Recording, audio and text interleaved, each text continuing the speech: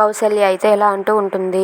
రేపు మళ్ళీ గౌతమ్తో నేను సౌభాగ్య వ్రతం జరిపిస్తాను, అలా అయితే అంతా మంచిగా జరుగుతుందని చెప్పి అంటుంది. అది విని మళ్ళీ గౌతమ్ అయితే చాలా సంతోషిస్తూ ఉంటారు.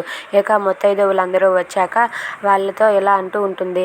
అవును కౌసల్య, రేపు చాలా మంచి రోజు, వాళ్ళిద్దరితో సౌభాగ్య వ్రతం జరిపిస్తే చాలా మంచిగా జరుగుతుంది అని చెప్పి అంటుంది. ఇక వ్రతం అయితే ప్రారంభమవుతుంది. ఇక ఆ వ్రతానికి అరవింద్ అలాగే మాలిని వాళ్ళని కూడా పిలుస్తారు. ఇక ఆ కౌసల్య అయితే మళ్ళీని కూర్చోబెట్టి ముత్తైదువులాగా రెడీ చేస్తూ ఉంటుంది. అది చూసి మాలిని అయితే అలా మౌనంగా మళ్ళీ వైపు చూస్తూ ఉంటుంది. ఇక కౌసల్య తనకి బొట్టు పెట్టేశాక మాలిని కూడా మళ్ళీ దగ్గరికి వెళ్ళి పసుపు రాసి బొట్టు పెట్టి ఆశీర్వదిస్తూ ఉంటుంది. ఇక మళ్ళీ అయితే మళ్ళీ అలాగే గౌతమ్ వాళ్ళిద్దరూ కూడా సౌభాగ్య